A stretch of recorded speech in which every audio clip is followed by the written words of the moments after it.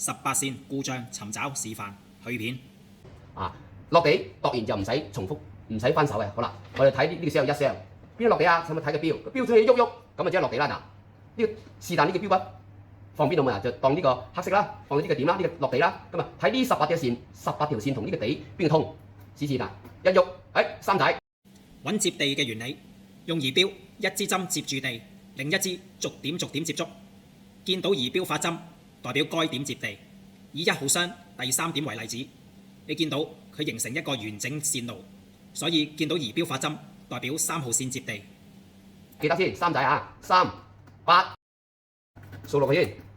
O， O 啦，好啦，所以呢啲全部落地嘅。好啦，而家講短路啦。嗱，而家啱啱出完地啊，短路呢就一箱先度線間短路。咁啊38我哋唔使度噶啦。咁啊唔緊要，一仔未度，咁啊睇住一仔，睇住邊個有短路先。哇1同5喎，記得先，1同5先，記得先。揾短路嘅原理，用儀表一支針接住某一點，另一支逐點接觸。見到儀表發針，代表該2點嘅電線以短路。以1號箱第1點同第5點為例，你見到佢已經形成一個完整線路，即係有回路，所以儀表發針代表1號線、5號線以短路。另一例子，第1點同第9點沒有形成回路，所以佢哋互相沒有短路。提一下大家，每一個電線導點都有獨立線路狀態，所以第一步已經寫低咗嘅開路故障點，可以無需重複理會，只需關注未明身份嘅電線導點。嗱，1同5啊，通到嘅。好啦，今日再 check 曬佢，一嘢掃曬佢，一定要咁掃曬佢㗎。好，啱啱 check 咗1箱啦，1箱呢度可以即刻寫落去嘅，2箱冇寫，因為我唔知點對稱㗎，所以睇住2箱，咁啊又係咁掃啦。A 未有啦，咁啊掃咗之後呢，咁掃佢先，掃完之後呢 B 未有啦，又係咁掃，冇啦。C 有啊 ，C 未有，又掃埋 C，CD 嗱 CD 出咗嚟 ，CD 出咗嚟，自己寫翻個 CD 先 ，CD OK， 係即係 check 埋呢啲，嗱 check 埋跟住個 RQ 好啦 ，RQ OK RQ 好啦，跟住呢個好寫，但係呢個點呢兩 part 呢個1箱同2箱要對稱，我唔知有冇15同其中呢一 short， 所以我哋攞夾啦，要攞夾啦，好嘛？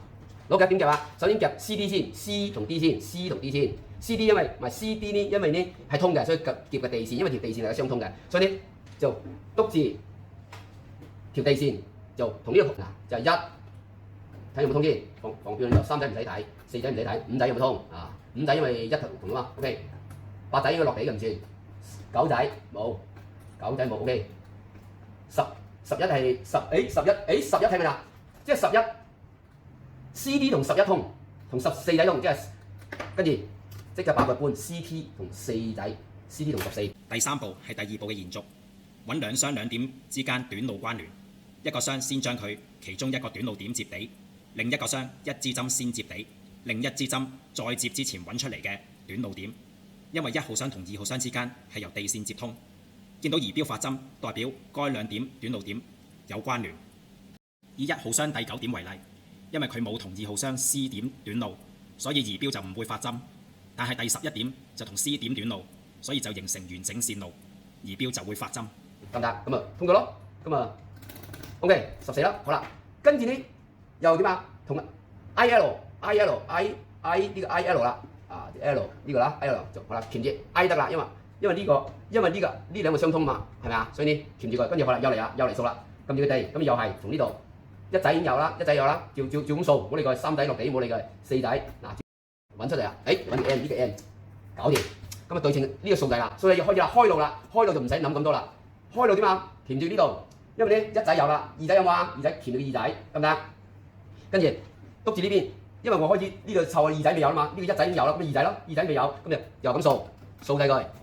呢個 E 係地線唔關事啊，全部掃曬佢啊。H 都係落地嘅，唔好理佢啊。J 都係落地嘅 ，K 就冇嘅啊。L 呢有 ，L 呢讀咗啦。嗱咁掃落唔好理佢。O 已經有嘅，嗱咁咪咁掃咯。嗱冇啦，即係2仔係開路，咁明唔明先？第4步揾開路，先提大家。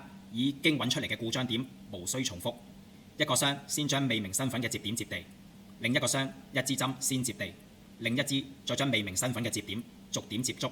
今次調翻轉，儀表冇發針代表開路，以1號箱第2點為例，因為本身電線斷開，接觸2號箱 A 點，冇完整線路，冇回路，儀錶不發針。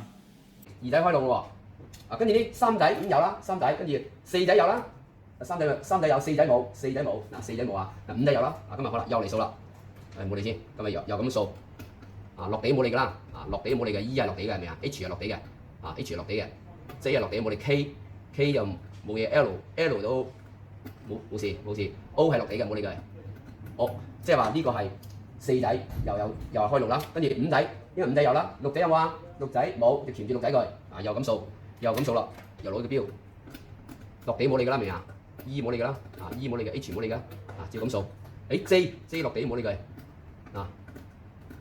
，6仔喎，6仔呢個啱啱數咗嗱，6仔同 K 喎 ，OK 睇有冇？同 O 唔算 ，O 係落地嘅 ，K 呢個冇嘅 ，O 係落地唔算 ，K 好啦對住個 K， 即係6同 K 呢個正常嘅6仔同 K。第5步手法同第4步一樣，只不過儀錶發針代表正常。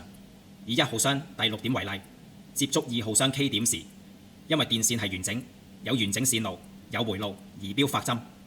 有最近考 A 牌朋友分享，一條正常嘅電線都會帶有0.5歐姆嘅內阻電阻值。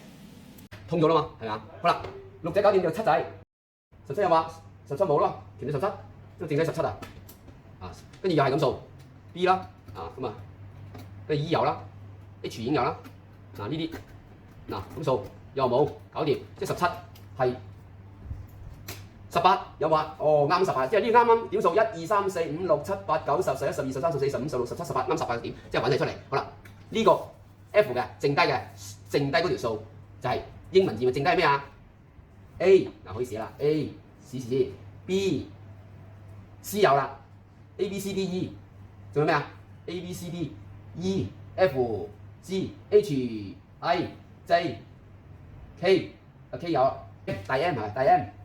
跟住呢就 P 咁啊係咪先1、2、3、4、5、6、7、8、9、10、11、12、13、14、15、16、17、18啱啱18嘅全部揾齊出嚟，大致係咁揾啦。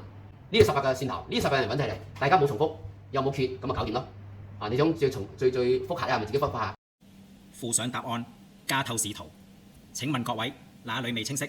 歡迎留言。祝考 A 牌嘅朋友考試順利，過關斬將。多謝收看。